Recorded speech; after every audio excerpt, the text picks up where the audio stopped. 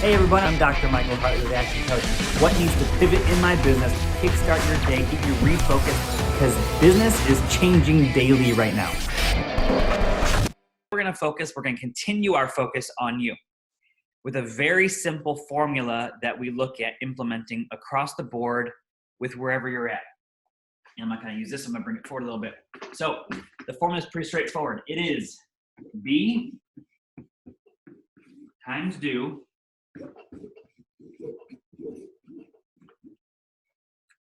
equals have. So when we look at this formula, kind of pivot that down a little bit. There we go.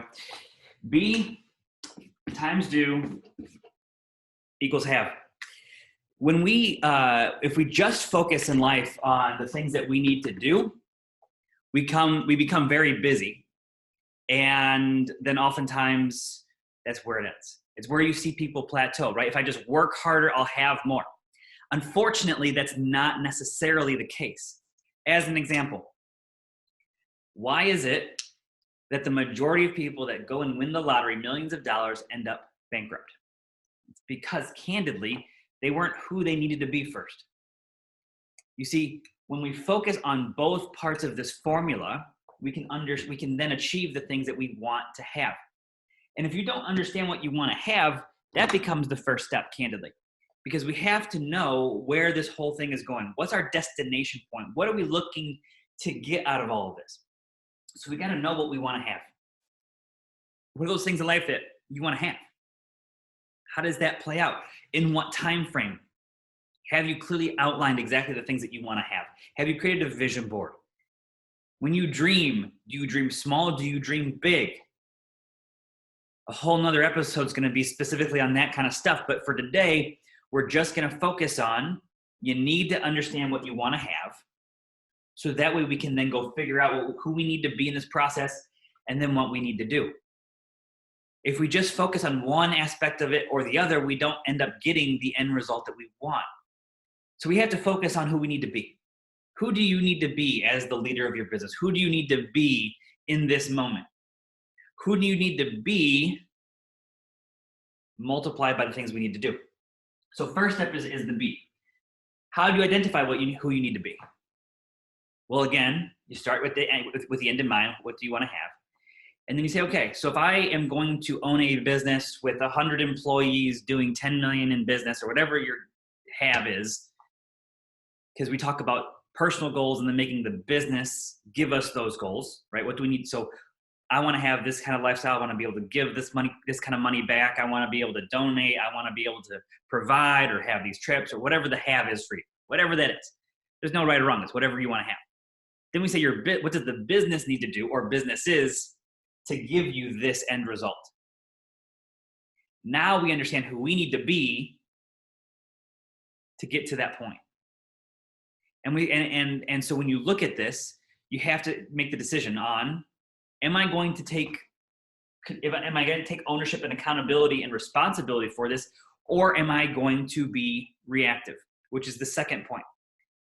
So when we look at be times do equals have, the question is do you want to be reactive or proactive? What do you want it to be? We're in a moment right now where we are looking at the clients we have, and for the clients that we've had for over 9 months, 100% of them have come to us and said, you know what? You have probably helped us set our business up for this moment right now. We have cash in the bank for the next 9 months. So if we did no business for the next 9 months, we'd be fine. That's not the goal, obviously. And so we're working with all of them to help pivot or how to relaunch strong and stuff like that. But the thing is they were proactive. For a lot of businesses, they're now reactive. And that's just the way it is. And the next time this happens, ideally, they've learned from this time, and they're going to be proactive next time. So when you look at be times do equals have, what are those things that you need to be proactive on versus reactive? How do you plan properly? I use the car analogy a lot because I come from that world. I've worked with a lot of the Fortune 50 and Fortune 500 and Fortune 100 companies in the automotive industry. And so it's in my brain. If we're driving from Texas to Detroit, I'm going to have a clear destination, a clear what I want to have in mind. And there's going to be detours along the way. There's going to be accidents along the way. There's gonna be construction, and my GPS will say destination point remains the same. What we need to do will shift. Who we need to be as a driver, if you've never been in a car accident before, and I don't ideally hope you never are, I'll never forget this. It was 2000 and, oh goodness, it would have been 2012. Was in my car. I have, at the time, my two boys in the back seat. They were struggling sleeping. My oldest at the time would have been 5, and my youngest at the time, Chase, was 2. Car seats in the back, and so I'm just driving around to help them fall asleep. And on a road, speed limit is 55 miles an hour. And so I'm going about 58, 59. I'm a cruise control kind of driver, so I got the cruise set. It's just the car's kind of going.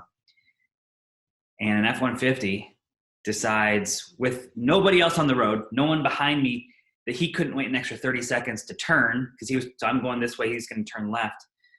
And he couldn't wait the extra 30 seconds to let me pass when there's literally no one else on the road. And pulls out in front of me. And who I needed to be in that moment was dramatically different. Trying to swerve out of the way, ended up in a head-on collision. Now all of a sudden my car is totaled. I have 2 babies in the back seat. The person I need to be in that moment is instantly shifted. Now, if I had never done the learning and the education and stuff like that to be prepared for a moment like that, I would have been, and my boys would have been, in a world of difference in the end situation where literally no one got hurt on our end. Actually, he didn't get hurt. So no one got hurt in general. If I was not prepared for who I needed to be in that moment, the end result would have been a lot worse. I probably would have swerved the wrong way and had a worse collision. I would have done the wrong things as soon as the collision had happened and could have put my boys in even more danger. You see, when we focus on who we need to be proactively, when situations like the situation we're in right now happen, they take place, we're prepared for it. We're ready to go. We're able to make pivots and shifts instantly in the moment. We're able to keep the right mindset all the time. So, who we need to be, by what we need to do to have the results we want to have, and choose to be proactive versus being reactive. And outline right now, wherever you're watching this right now, outline the things that you're like, okay, right now I'm being reactive in these sections. What are all those things? Write them all down, whatever they are. And then create a plan on how to become proactive. If you're in business long enough, you will see not this, but you'll see the next version of this happen again. So many of my mentors have been through 2 or 3 of these type of things in business. So they have helped me proactively be prepared for this moment because they already went through it. Now, candidly, I went through the 2007 and 2008 one because when I opened up my first business, which was an interesting time to open up a business. So, be prepared and proactive for the next time. Write the things that you're being reactive on right now that you need to have a game plan around for your business the next time. That's why we coach through systems-based approaches. Because when you have a system on it, when you have a documented process, when you need to pull that process out, it's already right there. And do you need to tweak it from time to time? Probably, absolutely. The thing is you're prepared for it. So B times do equals have, which brings us to the next major point, which is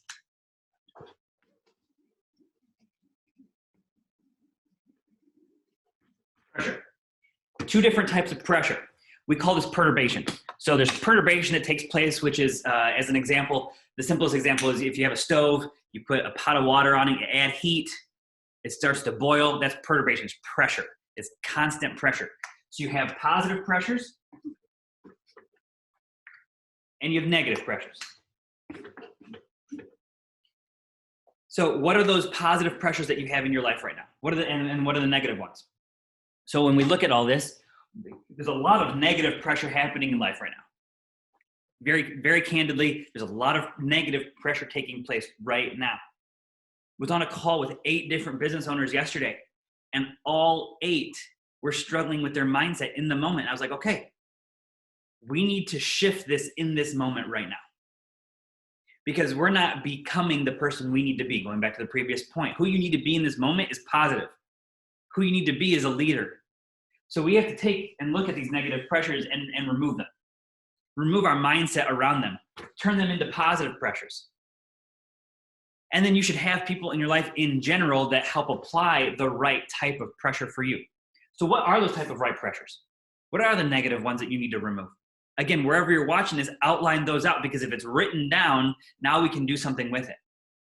Too often we find that people are just thinking things and it's not actually being written down to then do something with. So perturbation, the concept of applying pressure, that candidly, let's be honest here, when pressure is applied, that's when change takes place. If there's not pressure, change doesn't take place. So again, it goes back to if it's a negative or a positive pressure. So think about some examples of negative pressure. All of a sudden, I have to shut my business down for the next 2 months because we're in shelter in place for probably anywhere between 60 and 90 days. So that may be a negative pressure. Change must take place. Pivots must take place. It's why you're watching this right now, because we must pivot what we are doing and who we need to be in the process. Positive pressure, handful of things like that. Things like expanding my dreams, expanding my goals that I want out of life. This is a chapter. The things that we are in right now, the pressure we are seeing is a chapter. This chapter will pass.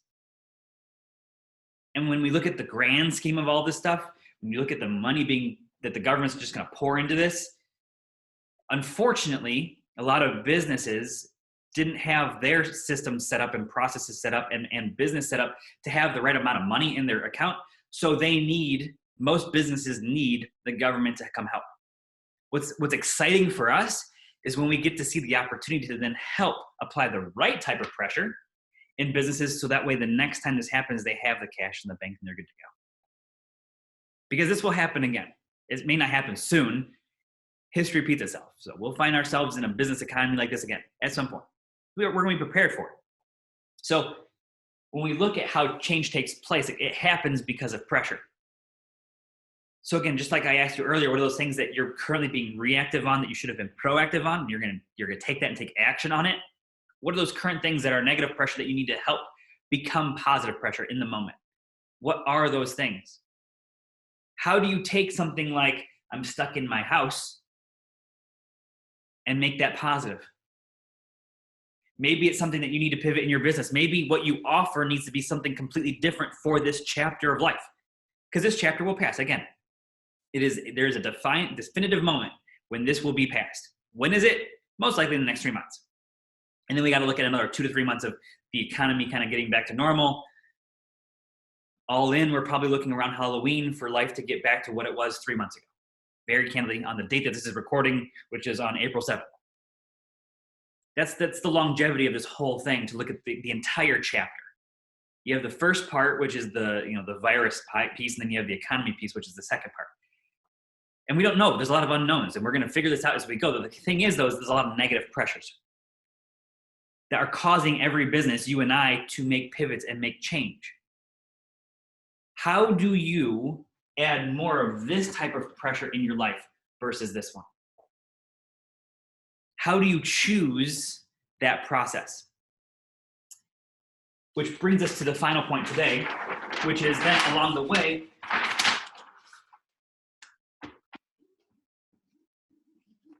how do you have fun in this process? That's a weird looking F, but I'll take it. Fun. How do you choose to have fun? We have a lot of clients who are making games out of this whole thing, right? So I need to make these specific things happen in my business, so we're going to make a game out of it so it can become fun. How do you make tasks that you know you're not going to enjoy? How do you make those fun? How do you make washing the dishes or cleaning the house fun? How do you make engaging with your team fun? I wrote a whole dissertation on gamification. That's how I got my PhD. And what we found is when you gamify things, when you make them fun, you increase engagement, which increases results. So how do you need to, and it's going to be different per individual. Sometimes you see businesses as a holistic approach create games. And then oftentimes what you see is individuals make games because it resonates more with them. So how do you make life fun right now? How do you make business fun right now? How do you make the pivots that you need to take fun right now? I've been told that it's you're not supposed to tell people to smile more. It's rude and things like that. Candidly, you should smile more. It's just the way it is. It sends things to the brain when you are consistently smiling, when you're consistently happy. So how do you choose to have more fun? How do you gamify your life to make it more fun? Or maybe it's not gamifying, maybe it's something completely different. Question is what makes sense for you? So be who we need to be multiplied by what we need to do to have the results that we want to have. We're going to choose to take the reactive stuff that we're doing right now and make it proactive in the future. We're going to look at the pressure that gets applied to life and go, how do we remove the negative pressures and turn them into positive? And how do we add people into our lives that add more positive pressure? We created a buddy system within our clients to add more positive pressure. Every single one of our clients has a handful of buddies now. Most of them have 2 now. Some have 3, to where they meet. They're going to start meeting on a consistent basis and add to each other and apply that positive pressure. It's what coaching does. And then along the way, how do you choose to have more fun? Because if we're not having fun with this, we're not going to get the results we want to have, because it's going to be belabored. It's going to be like, oh man, I just got to go do this thing again. No, I really don't want to do this, but you know what? I guess I'm going to do. Versus, you know what? I may not enjoy this task. We're going to find that way to have fun with it though. Because if I'm having more fun, I'm more engaged. And when I'm more engaged, we're going to get more results. It's that straightforward. Scientifically proven. So choose fun. These are choices that you make. It's why when we look at your mindset, it's a choice.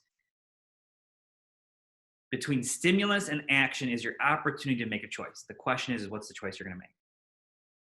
I'm Dr. Michael Hartley. I'm here to elevate your business, enhance your lifestyle, and that's our time today.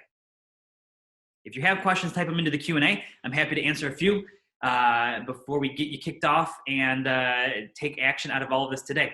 If you're looking to get engaged with others, going back to, we're isolated and stuff like that, every single Thursday, we have networking, a virtual networking. We call it the Action Network.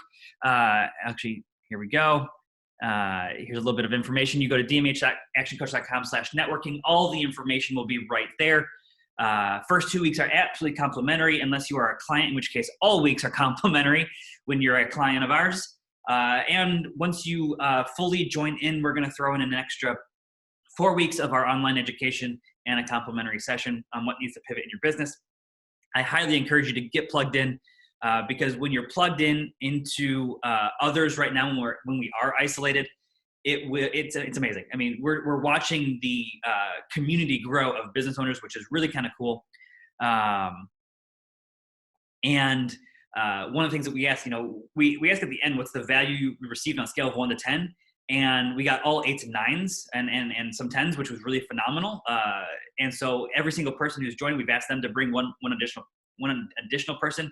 If you know anybody who you think would be able to connect and needs to connect with others right now, share it with your network, share it with a couple other people, bring people with you. Again, the first 2 weeks are free. So you and 2 buddies, 2 friends can join in and experience it.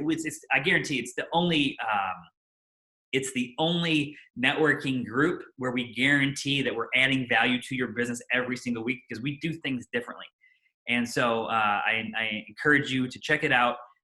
Join in for the first couple weeks for free. I guarantee you're going to see the value and then stay with us. It's pretty fun. And think about what building community really means and how important it is with the current climate that we have. We must build more community now than we ever have. And so this is an easy opportunity for you to do that.